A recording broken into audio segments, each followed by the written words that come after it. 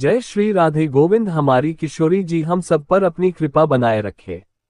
आज हम इस वीडियो में ज्येष्ठ मास महात्म्य अध्याय 12 सुनेंगे। इससे पिछले वीडियो में हमने अध्याय 11 सुना था। अगर आपने वो अध्याय नहीं सुना तो उसे भी जरूर सुने।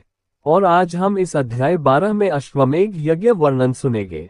तो सबसे पहले हम सर्वप्रथम भगवान श्री गणपति जी, अपने इष्ट देव और अपने श्री सद्गुरु देव भगवान के श्री चरणों में वंदन करते हैं और आज का अध्याय शुरू करते हैं। आप सब इस अध्याय को पूर्ण श्रद्धा भाव, भक्ति भाव और प्रेम से जरूर सुनिए। स्कंद जी कहने लगे कि हे ऋषियों, अब राजा भागीरथ जैसे गंगा जी को इस लोक में लाए वह सब कथा मैं तुमसे कहता हूँ। आप चित्त को निश्चल करके सुनिए। प्रथम सूर्य कुल में राजा सगर परम धार्मिक, देवताओं तथा दैत्यों का निर्वहन करने वाला विख्यात हुआ था। वह नीति को जानने वाला और अति कुशल राजा था।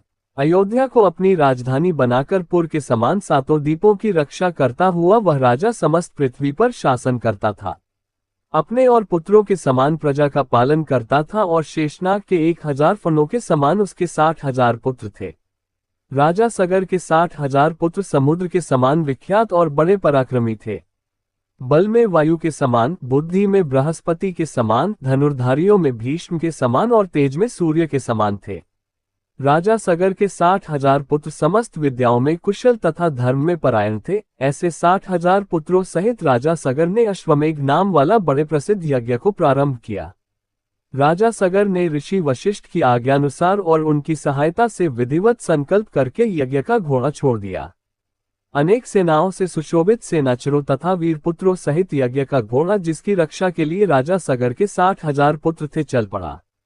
अपनी इच्छा पूर्वक एक देश से दूसरे देश को जाता हुआ थकावट से युक्त वह श्रेष्ठ घोड़ा जिन जिन विख्यात राजाओं से पकड़ा गया, उन सब राजाओं को अपने बल से जीतकर और अपने शरणागत होने पर छोड़ दिया। इस प्रकार इस भूमंडल के समस्त राजाओं से कर लेकर उसे छोड़ दिया गया और उन राजाओं से कर में गधे, ऊंट, घोड़े, हाथी और धन आदि सब सामान एकत्रित करके अयोध्या लाया गया। इसके पश्चात यज्ञ की समाप्ति पर विधि पूर्वक ऋत्विजनों को दक्षिणा दी गई और 10 दिशाओं से लाया गया सब द्रव्य वस्तु तथा अपने राष्ट्र का भी बहुत साधारण कामना रहित होकर ब्राह्मणों को दान में दे दिया। इस तरह इस राजा ने 99 यज्ञ किए। इतने यज्ञ होने पर और जब 100वें में एक यज्ञ बाकी रह गया तो स्वर्ग के राजा इंद्र चकित हो गए और घबराकर सोचने लगे कि अब मैं क्या करूं और कहां जाऊं, मेरी रक्षा कौन करेगा। राजा सगर के 100 यज्ञ पूर्ण होने पर वह अवश्य मेरा इंद्रासन छीन लेगा। ऐसा विचार कर युद्ध के लिए तत्पर हो गया और समस्त देवसेना लेकर पृथ्वी पर आ गया। सगर पुत्रों ने भी सहसा इंद्र को आए हुए देखकर यह निश्चय करके कि देवताओं के राजा इंद्र यज्ञ का घोड़ा हर कर ले जाने के लिए आया है। 60,000 राजा सगर के पुत्र इंद्र के पास आए और नमस्कार करके बड़े आदर और शांति के साथ वचन बोले कि हे स्वामिन, हे सचिप्ते, यहाँ आपका आना कैसे हुआ। सगर पुत्रों के ऐसे वचन सुनकर इंद्र, जिनका होंठ क्रोध के मारे कांप रहा था, बोले कि तुम मेरा ये सब राज्य और इंद्रपद सब कुछ हरण करने के लिए तैयार हो रहे हो और अब बच्चों के समान श्रेष्ठ और मधुर वचन बोल रहे हो जैसे तुमको कुछ पता ही नहीं। ऐसा कहने पर सहसा देवता लोग शत्रु सेना पर प्रहार करने लगे। तब देवताओं के भय से सगर पुत्रों की सेना भयभीत होकर अपने प्राणों की रक्षा के लिए 10 दिशाओं की तरफ भागने लगी।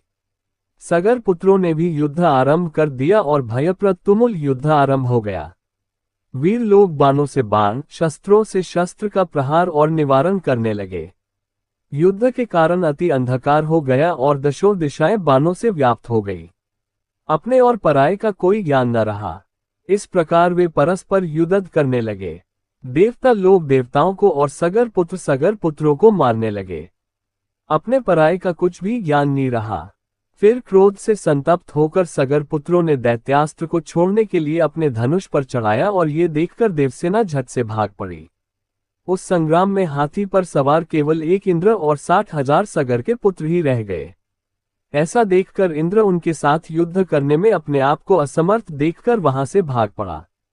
अति चिंता से व्याप्त इंद्र श्री विष्णु भगवान के पास गए।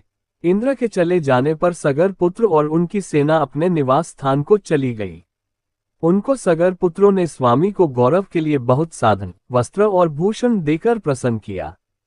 इति श्री ज्येष्ठ मास महात्म्य अश्वमेघ यज्ञ वर्णन द्वादश अध्याय संपूर्ण। इसके आगे का वृतांत हम अगले अध्याय में सुनेंगे, आप सब उस अध्याय को भी जरूर सुनिए। तो आज का वीडियो यही तक, फिर मिलेंगे अगले वीडियो में, तब तक के लिए आप सभी को प्रेम भरी राधे राधे।